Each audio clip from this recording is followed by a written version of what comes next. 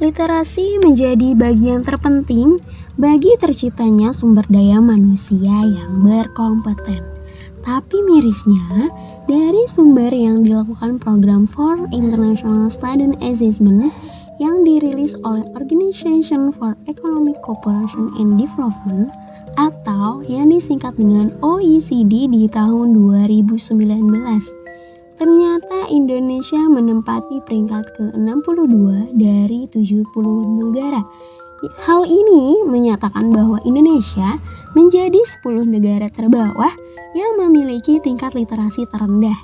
Dari salah satu kutipan di media indonesia.com menyatakan bahwa penyebab adanya kekurangan tingkat literasi tersebut dikarenakan kurangnya akses pada buku bacaan.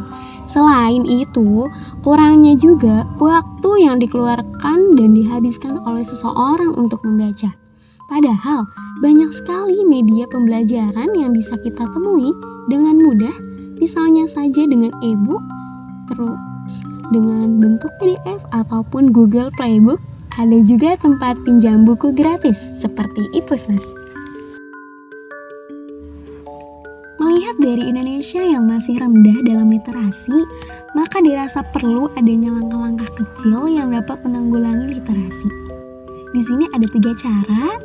Yang pertama, awareness. Literasi akan ekonomi syariah tidak akan berkembang kalau diri sendiri belum ada kesadaran bahwa ekonomi syariah itu penting.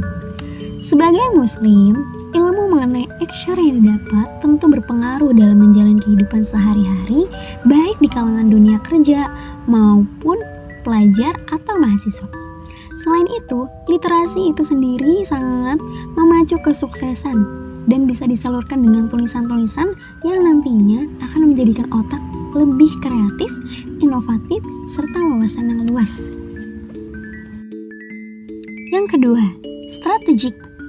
Dalam mengembangkan literasi, perlu adanya strategi yang matang agar semua pemuda Indonesia dapat merasakan senangnya dalam berliterasi ekonomi syariah.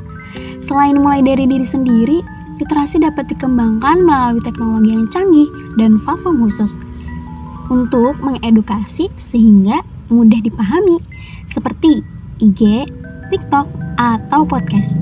Karena penyebab pemuda malas dalam berliterasi itu salah satunya ketebalan buku yang dibaca atau kata-kata yang sulit dipahami, serta waktu yang dihabiskan dalam membaca. Nah, sebagai ekonomi Islam, kita bisa mengembangkan teknologi bacaan dengan poin-poin yang singkat dan penting.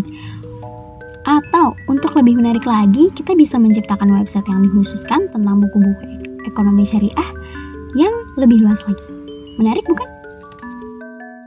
Yang terakhir, motivasi.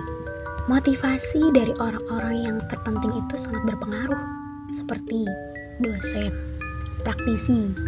Karena kita selain belajar di sekolah, juga terdapat memanfaatkan buku-buku panduan yang mendorong kita untuk menjadi lebih tahu literasi keuangan.